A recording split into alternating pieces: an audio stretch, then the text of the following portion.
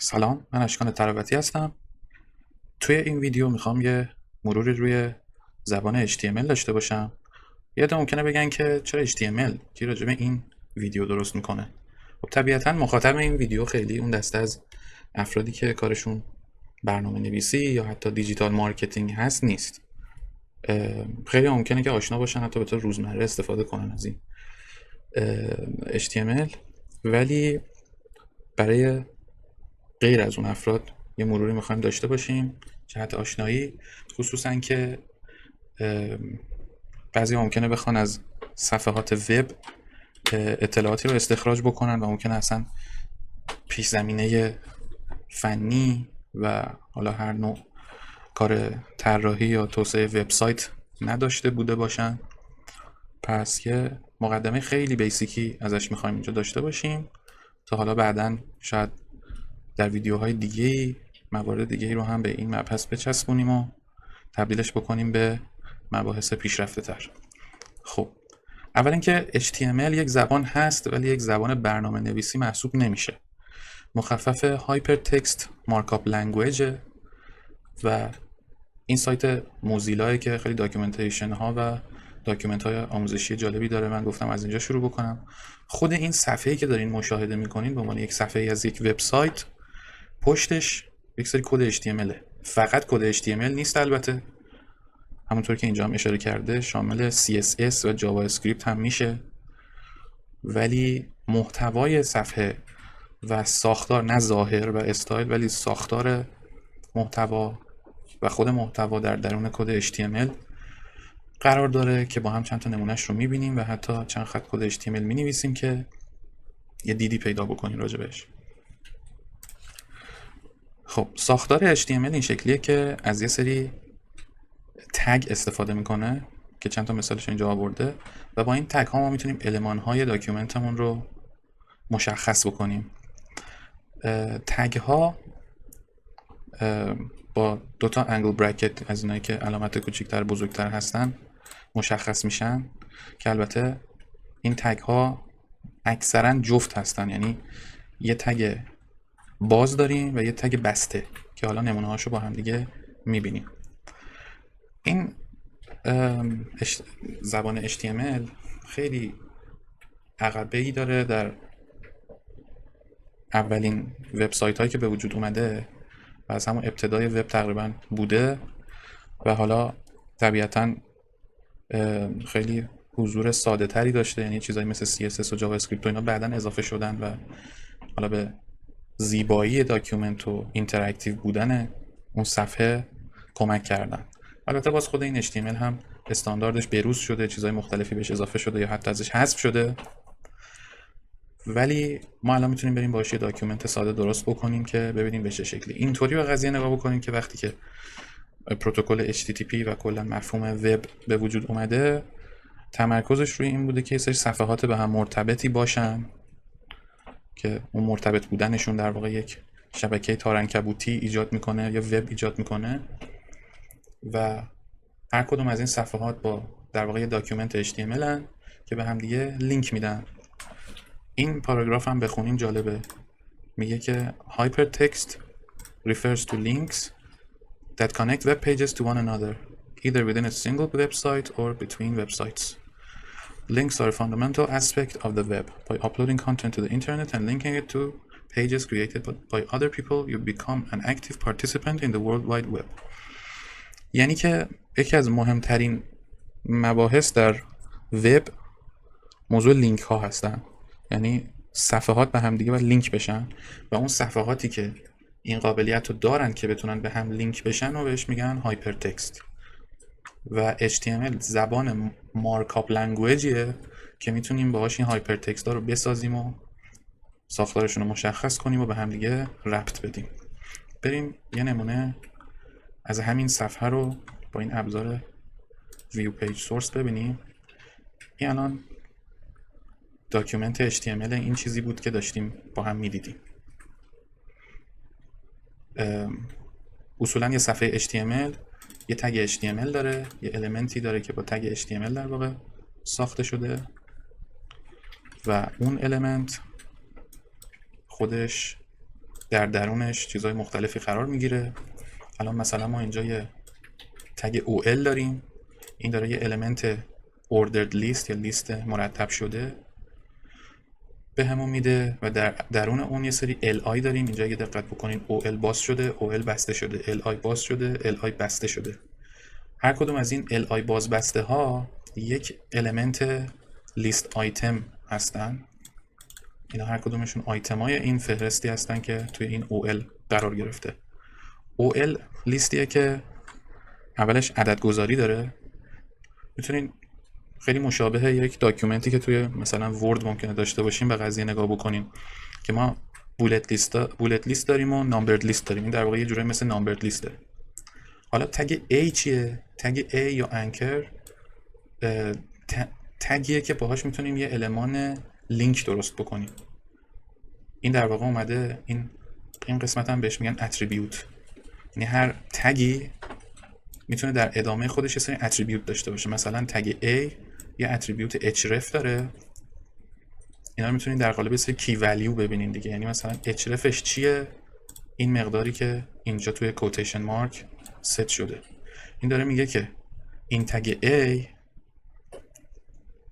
یه تگ A میخوام، یه المان از جنس A میخوام که لینکش به این آدرس باشه که این حالا یه آدرس ریلیتیو محسوب میشه و اینجا متنی که این لینک قراره نشون بده رو میبینیم.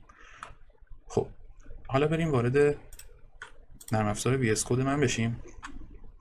این حالا خودش این نرم افزار جای معرفی داره ولی الان وارد جزئیاتش نمیشیم. من یه دونه فایل index.html میسازم. خب این الان فایل خالیه، هیچی توش نداره. اجزای این فایل رو من میخوام دونه دونه اضافه بکنم. یه تگ HTML باز بسته. حالا اصولا یک صفحه HTML یا یک داکیومنت HTML دو تا قسمت در درون خودش در سطح اول میتونه داشته باشه، یه قسمت هد و یه قسمت بادی.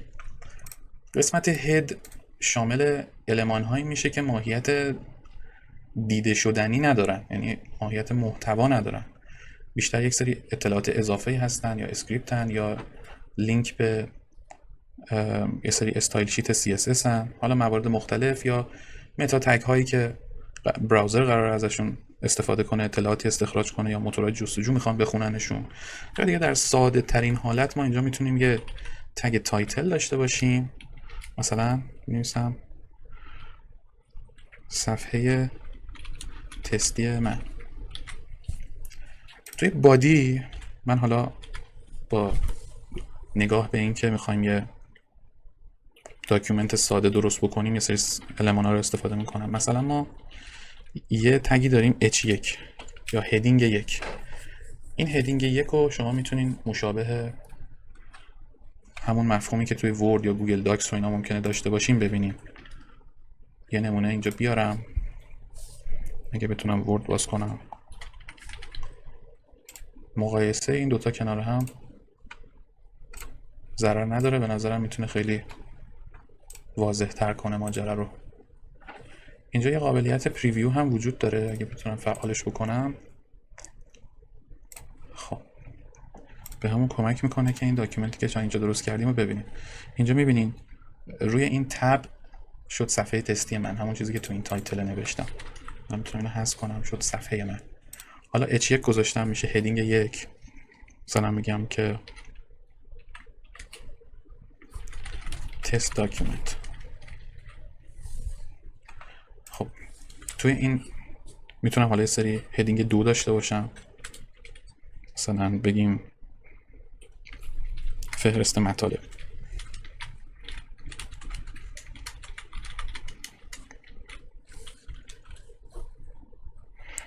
بعد در درون این یا در ذیل این ما میتونیم مثلا بیایم یه لیست بولت لیست درست بکنیم. مثلا یه دونه li من میذارم اینجا، میتونم بنویسم مثلا introduction. میتونم یه مورد دیگه داشته باشم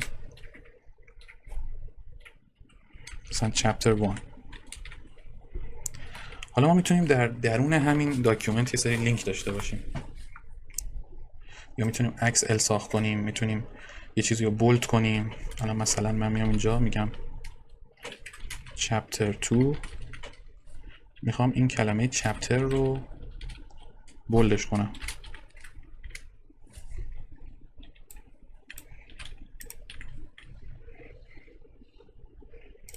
میتونیم ایتالیکش بکنیم. برای هر کدوم از این کارا تگ های خاصی وجود داره.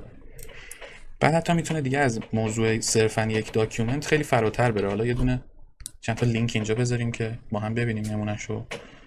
مثلا من میام اینجا در ادامه یه هدینگ 2 درست میکنم، مثلا میذارم chapter 1، بعد میام اینجا یه پی اضافه میکنم که یعنی پاراگراف، یک متن الکی هم اینجا اضافه میکنم. خب در ادامه مثلا یه چپتر 2 دیگه،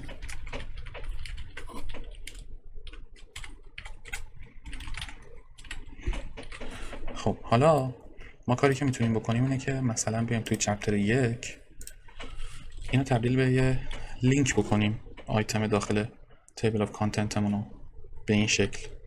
میگم یه A دارم و این لینک میشه به مثلا چپتر 1. برای اینکه این کارو بکنم قبلش ولی یه کار دیگه لازمه که انجام بدم. گفتم که هر کدوم از این تگ ها تو قسمت تگ بازشون، یعنی هر کدوم از این المان ها تو قسمت تگ بازشون میتونن یه سری اتریبیوت بگیرن. مثلا یه اتریبیوتی که به همه اینا میتونیم بدیم اتریبیوت آیدیه. ما میتونیم یه اسمی، یه شناسه‌ای برای این المنت به خصوص در نظر بگیریم. مثلا اینجا من میتونم بگم chapter 2 paragraph مثلا. و حالا با استفاده از این من میتونم بیام اینجا و علامت این شکلی اینو در واقع چیز کنم، لینکش بکنم به اون یکی المنت. حالا البته تو این صفحه خیلی شاید واضح خودشو نشون نده. خب اینجا کار قشنگتر البته اینه که ما اینو بیاریم از اینجا به اینجا منتقل بکنیم. اینم بکنیم chapter 2، اینو بکنیم chapter 3 و این الان تبدیل به یه لینک شد و اینجا میبینیم که ظاهرش هم تغییر کرده. این پایین آدرسش رو میشه دید. داره میگه که تو همین صفحه روی انکر chapter 2 پاراگراف میخوام که بشینی. حالا اگه من این یه خورده بتونم سایزش رو بزرگتر بکنم که فکر کنم نمیشه، به جاش یه خورده اینجا رو فضاشو کوچیک‌تر کنم که یه خورده اسکرال بخوره تا شما بتونین متوجه تفاوتش بشین. اینجا من یه سکشن درست بکنم، مثلا در درون این یه قسمت دیتا اضافه تری داشته باشیم تا اینجا یکم شلوغ بشه. و حالا یه چیزی هم اینجا وجود داره که دیدنش جالب میتونه باشه. ما یه تگ دیگه داریم تحت عنوان دیو یا دیویژن و میتونیم این چند تا المان رو با هم دیگه به این ترتیب گروه کنیم و بعد میتونیم به کل این گروه یه سری ویژگی های رو بدیم. یکی از اتریبیوت هایی که از قدیم وجود داشته و الان تقریبا منسوخه اتریبیوت استایله که از طریقش میتونیم یه سری ویژگی های بصری رو اعمال بکنیم. مثلا من میتونم اینجا رنگ بدم به این قسمت،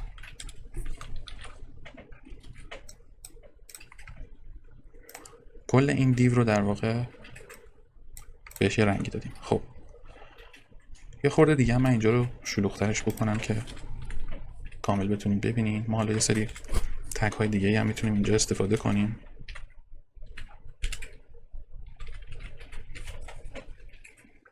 مثل کیو که کوتیشنه، تگ EM داریم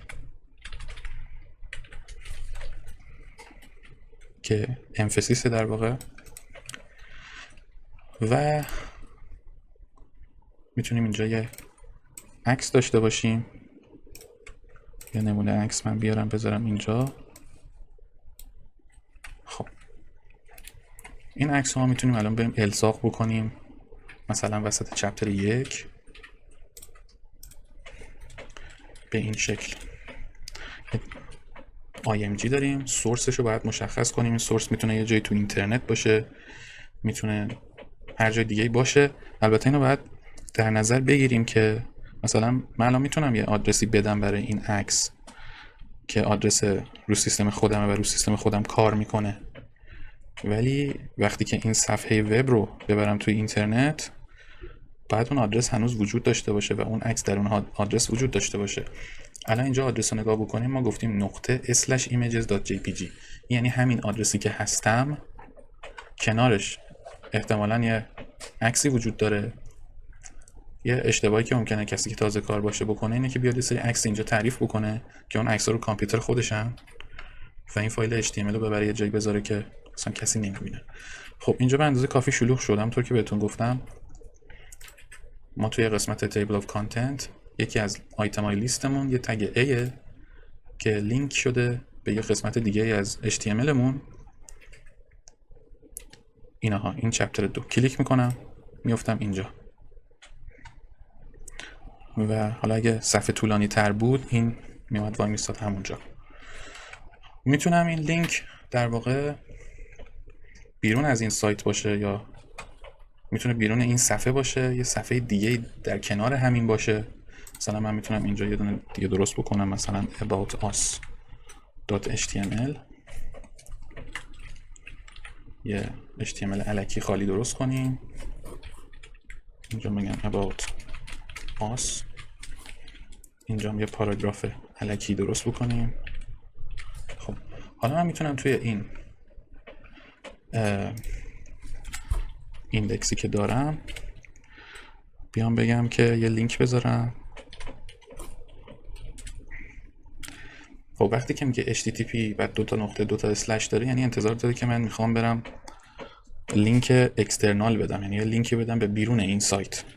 الان که میگم سایت منظورم اینه که یعنی این فایل‌های HTMLی که تو این پوشه کنار هم قرار دارن اینا یه جوری با هم تشکیل یه سایت میدن دیگه، خصوصا که قرار اینا رو به هم لینک کرده باشیم. همیشه همه اینا رو کنار هم یه جایی منتشر کرد، ولی میتونم اینطور نباشه. خب من فعلا اینو پاک میکنم چون به دردم نمیخوره. اینجا میخوام بگم که لینکش بکن به about us. خب این پایین یه متن باید بنویسیم، بگیم که مثلا میگم visit about us page مثلا، یا میتونیم مثلا یه جور دیگه بگیم learn more about us. کلیک. خب اینجا این لینک به وجود اومده. حالا میتونیم به همین لینک هم مثلا تغییراتی بدیم. رنگش رو مثلا بذاریم سبز. میتونیم حتی بگیم که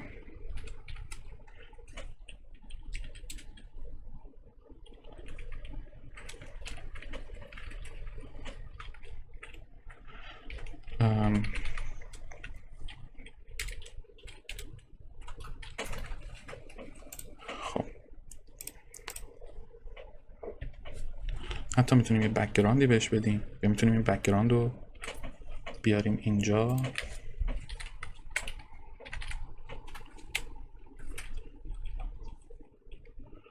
حالا هم میتونیم از این رنگ‌های آماده استفاده کنیم، هم میتونیم یک کد رنگی در نظر بگیریم براش.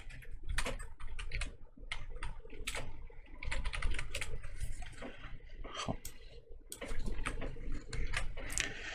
تقریبا همه اون کارهایی که ما ممکنه در درون یک فایل داکیومنت ورد انجام بدیم اینجا هم میتونیم داشته باشیم. خب مثل این قابل استفاده نیست الان. خب حالا من اینو کلیک میکنم میریم میافتیم توی این صفحه، ولی میتونیم اینجا یه لینکی داشته باشیم مثلا به یه سایت دیگه. مثلا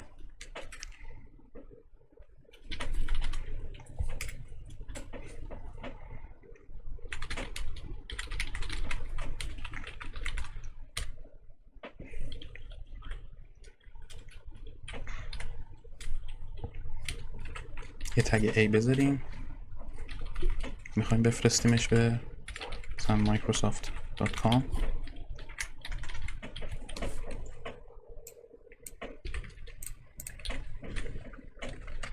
یادمون نره که این تو صفحه ایندکسمون اضافه شده. خب اینجا دکمه داریم visit microsoft.com، دکمه که در واقع لینک. اگه من بزنم خب دیگه چون اکسترنال لینک بود اون لایف پریویو وی اس کد ترجیح داد که بریم تو براوزر این کارو بکنیم. خب اینجا این کار میکنه. من روی این لینک کلیک کردم و الان دارم وارد اینجا میشم. خب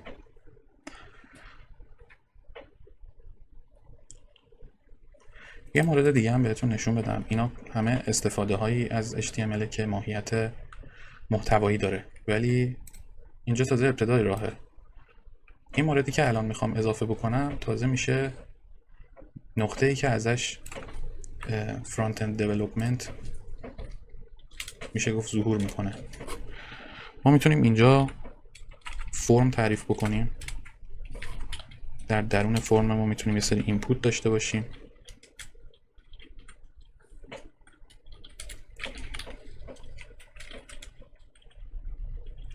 مثلا میتونیم اینجا با استفاده از این تگ لیبل مشخص بکنیم که بگیم مثلا first name،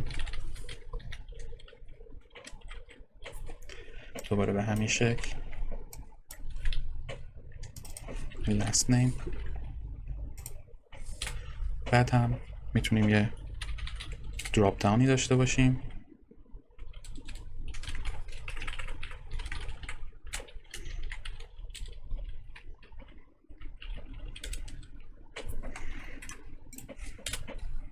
با استفاده از تگ select و تگ option.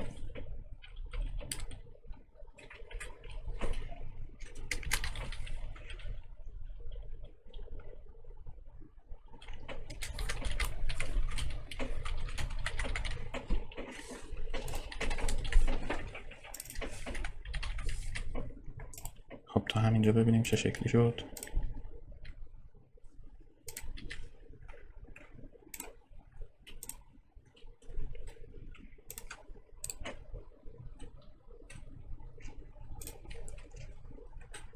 خب first name و last name و اینو داریم.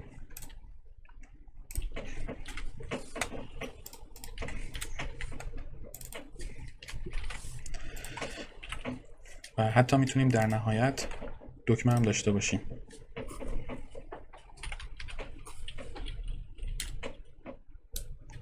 حالا دکمه خودش البته هم از جنس اینپوت دکمه داریم، هم المنت دکمه داریم که خب یه خورده رفتاراشون با هم دیگه فرق میکنه.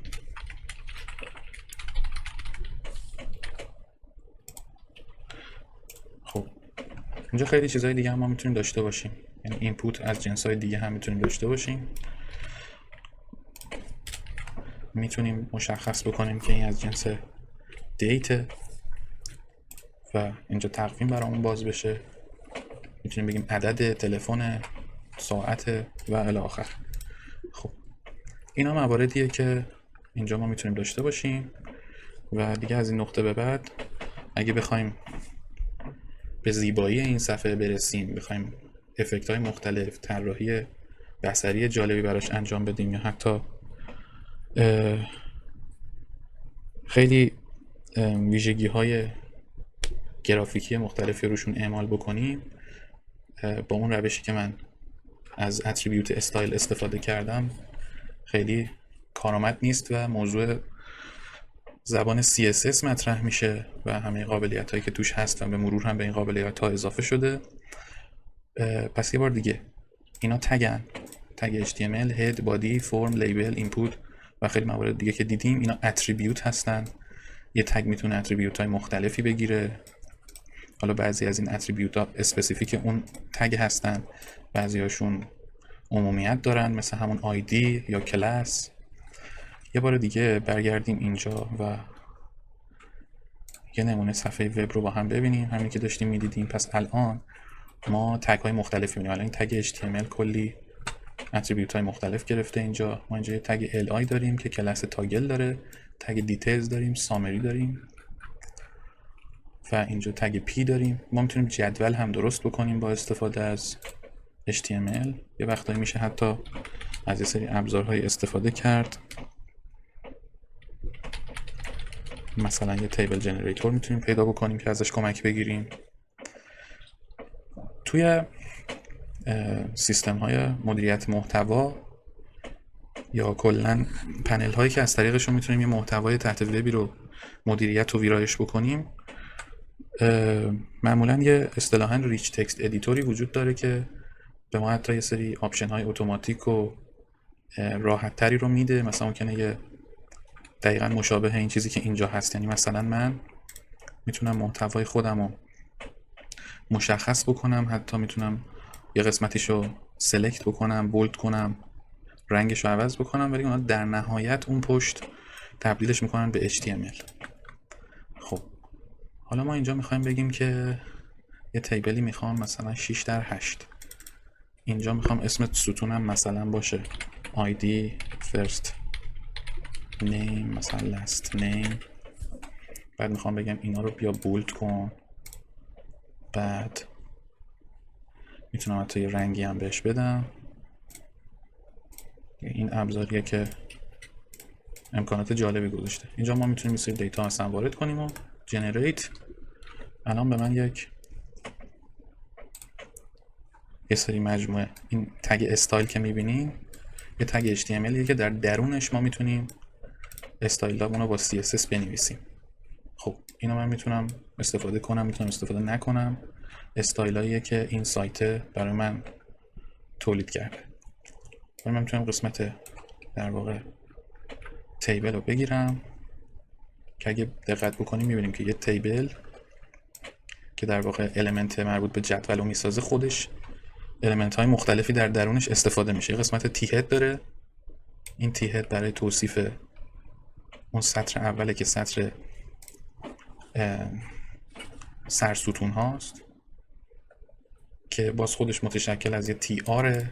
تی آر ها در واقع تیبل رو هستن دیگه. این پایین هم دوباره داریم، یعنی هر سطر رو ما با یه دونه تی آر تعریف میکنیم و هر کدوم از سلول های سطر رو با استفاده از تی اچ و هر کدوم از سلول های سطرهای دیگه با تی دی مشخص میشن.